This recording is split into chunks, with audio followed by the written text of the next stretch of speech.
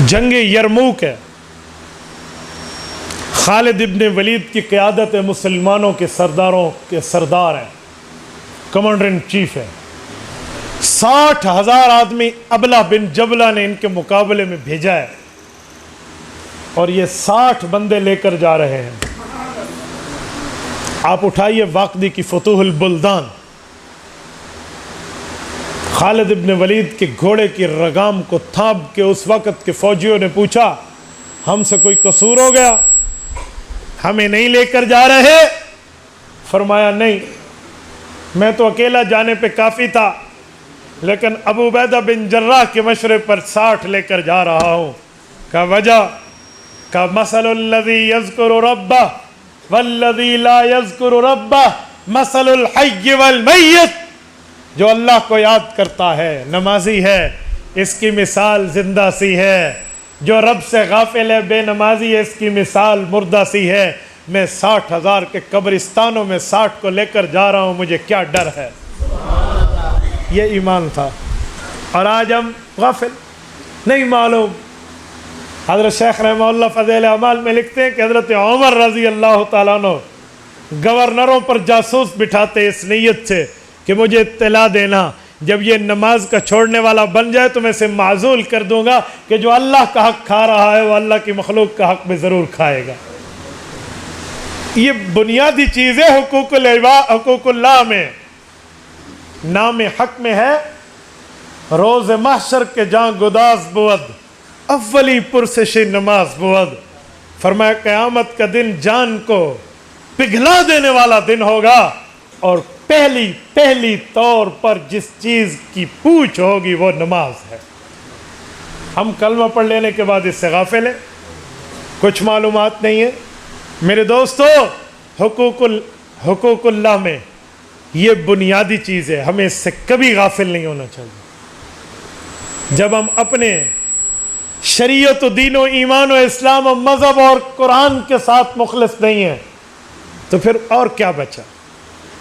میں نے ایک رسالہ پڑھا ہے، اس میں ایک بزرگ نے اپنی ترتیب پر کچھ لکھا تصور و خیالات میں، اور اس کا نام رکھا شیطان سے انٹرویو. وہ شیطان سے گفتگو کرتے ہوئے کہتے ہیں سنا کیا حال ہے، خیریت ہے؟ بات میں اس نے کہا تو شیطان ہے، مردود ہے.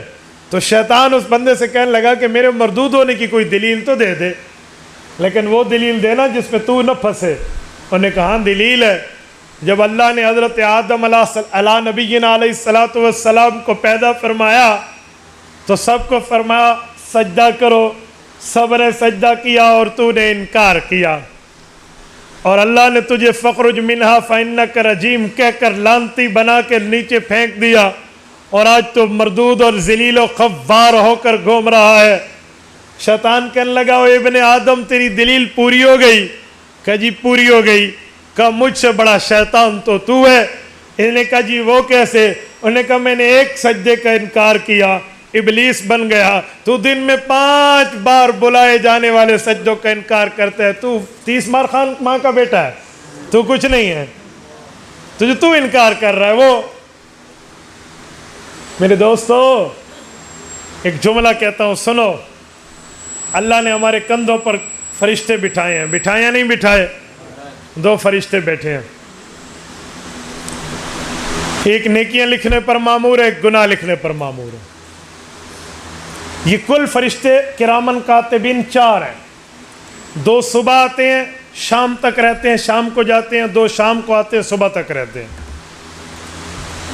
کتابوں میں لکھا ہے کہ یہ جو دونوں فرشتے ہیں نا، دائیں طرف والا نیکیاں لکھتا ہے، بائیں طرف والا گناہ لکھتا ہے.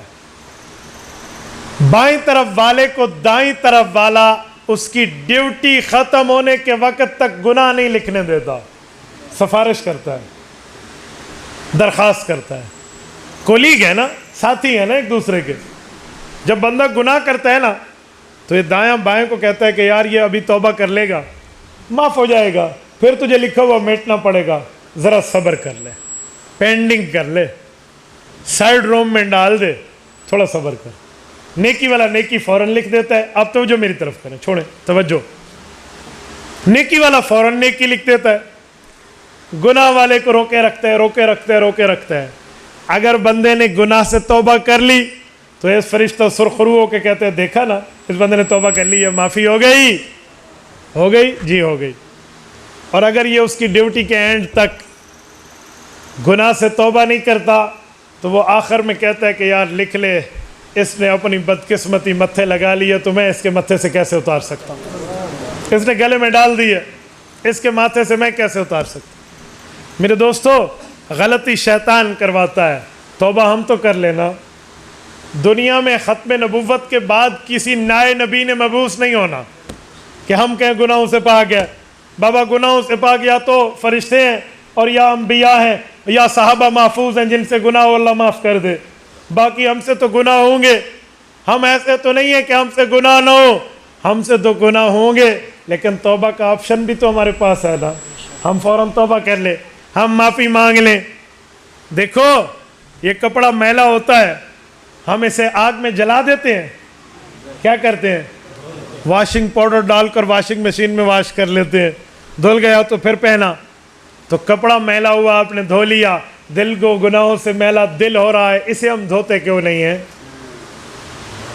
اس گلاس میں سفید پانی ہے, اس میں انک کا سیاہی کا ایک قطرہ ڈالے نا, یہ تھوڑا سا میلا دھندیالا ہو جائے گا, پھر 2 3 4 اور ڈالے تو کالا ہو جائے گا. اور اس کو سفید کرنے کی ایک ترتیب ہے کہ اس میں اور صاف پانی ڈالتے جاؤ ڈالتے جاؤ ڈالتے جاؤ, یہ سفید ہو جائے گا. حدیث پاک میں دل بھی ایک اس طرح ہے, اس پر شیطان ڈاٹ لگا کر کالا کر دیتا ہے.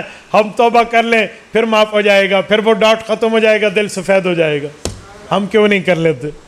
تو یہ بنیادی چیز ہمارے اوپر نماز ہے, ہمیں یہ دیکھنا چاہیے.